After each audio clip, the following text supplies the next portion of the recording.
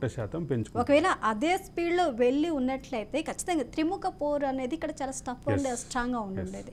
కానీ ఒక్కసారిగా డ్రాప్ అయ్యి మొత్తం పడిపోవడం. నేను ఎప్పుడో ఒక 2 సంవత్సరాల క్రితం రాశాను, తెలంగాణలో ఏకముఖం నుంచి ద్విముఖానికి మారింది బీజేపీ స్పీడ్ తోటి. దాని తర్వాత కాంగ్రెస్ స్పీడ్ అందుకుంటున్న దశలో ఇప్పుడు త్రిముఖంకి మారుతుంది. కాంగ్రెస్ కనుక సెల్ఫ్ గోల్ కొట్టుకోకపోతే త్రిముఖంగానే ఉంటుంది. ఈ త్రిముఖంలో ఎవరికి అడ్వాంటేజ్ వస్తుందో అనుకున్నాను. నేను ఊహించింది కాంగ్రెస్ సెల్ఫ్ గోల్ కొట్టుకుంటుందంటే అనూహ్యంగా బీజేపీ సెల్ఫ్ గోల్ పడేస్తుందంటే సెల్ఫ్ గోల్ కొట్టుకుంది. అయితే అరవింద్ గారు, అన్ని ప్రాంతాలు వేరు, హైదరాబాద్ వేరు, ఎడ్యుకేటెడ్ పీపుల్ ఉంటారు, చదువుకున్న వాళ్ళు ఉంటారు, ఉద్యోగాలు చేసే వాళ్ళు ఉంటారు. కాకపోతే రూరల్లో కానీ లేకపోతే గ్రౌండ్లలో ఓటింగ్ శాతం మనకి చూస్తే హైదరాబాద్లోనే ఎందుకు ఓటింగ్ శాతం మరీ ఇంత దారుణంగా, అంటే ఎప్పుడూ లేని అంత తక్కువగా ఓటింగ్ నమోదైంది, 25 నుంచి 30% లోపే. దానికి ఒక ప్రధానమైన అంశం ఉంది.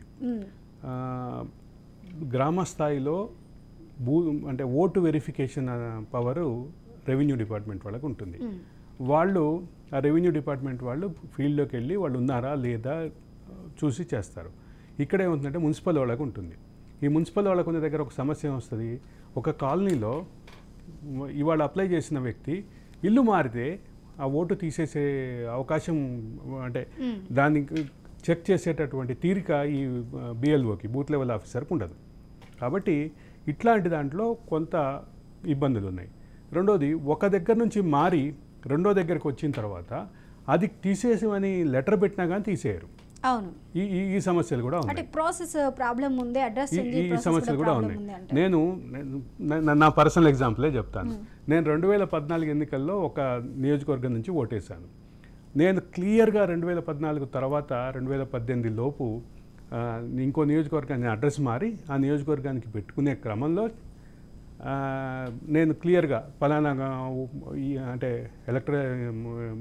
ఫోటో ఐడి కార్డు నెంబర్ ఇది అని చెప్పేసి, electronic photo ID card, epic number అంటారు, ఎపిక్ నెంబర్ ఇది, ఈ నియోజకవర్గంలో ఈ పోలింగ్ బూత్లో ఈ నెంబర్లో ఉంది అని చెప్తే అది తీసేయలేదు, ఇది వచ్చింది.